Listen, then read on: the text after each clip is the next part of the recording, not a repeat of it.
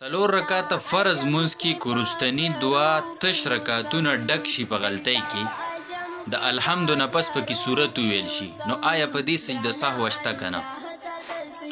دا یو ضروری مسله ده. ډېر کسان داسې دي چې هغې په دې باندې سجده سهو کوي او څه کسان داسې دي چې هغې په دې باندې سجده سهو نه کوي.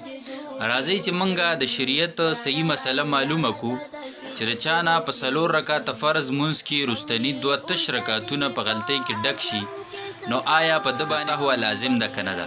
ګورو که سجده سهو لازمي او موږ یې نه کوو نو دا خو بیا ګناه ده، دا خو مونځ نیمګړی دی. او که سجده سهو نه او موږ یې کوو نو دا هم بیا غلطي ده. نو لحاظه موږ له اصل مسله معلومول پکار دي. مسله دا ده چې د څلور رکعاته فرض منځ رستنی دوه رکعاته تش چې دي، یعنی چې کوم کې صرف الحمد ویل شي او صورت پکې نه ویل شي، دا د سړي نه په غلطۍ کې ډک شو نو دلته د سجده سهو مسله داسې ده.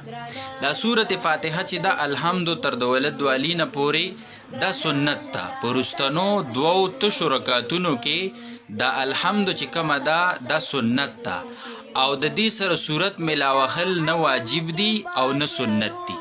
نماز کې مسائل کا انسایکلوپیډیا چې کوم کتاب مولانا مفتی انعام الحق صاحب لیکلی دی، د هغې په اول جلد 17 صفحه کې هغه دا وایي چې یاره دا سنت دي، دا سنت دي د دې سره صورت ملاوخل.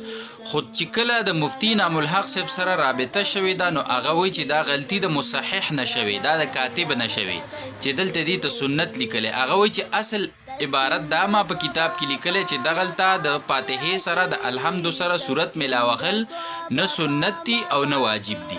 اوس اصل خبره ته راشه جی کو دغلته یو سړي د فاتحې سره ولد والی نامین نه پس د صورت هم یو ځای کو، یعنی څلور واړه رکعاتونه ډک وکړه. دې ته سوچ کوه ښه، څلور واړه رکعاتونه د فرض بني خاصم ډک دي او رستنی دواړه هم ډک وکړه نو دا مسله یاد کړئ چې په دې باندې سجده سهو نشته دی. دغه صورت ملاوخل د الحمد سره نه سنت دي او نه واجب دي، خو که چا ملاو کو نو په دې باندې سجده سهو نشته دی. نو موږ تاسو له پکار دي چې موږ صحیح مسله زده کو.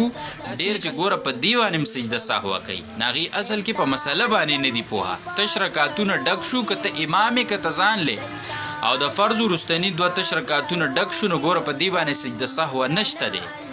نو دا مسله په ذهن کې واچوئ. ګوره یو مسله چې د دین زده شي په دې باندې الله څومره اجر ورکوي، په هغې به انشاءالله را روان کلیپ کې موږ خبره کوو. نو تاسو دا مسله په خپله هم زده کوئ او نورو مسلمانانو رونو ته هم ورسوئ. شاید چې ستاسو د وجې نه د مانځه ورځ مانځه یو مسله یو سړي ته زده شي نو چې هغه پې عمل کوي نو هغه ته به هم الله اجر ورکوي او تا ته به هم درکوي. جزاکم الله خیره، احسن الجزا.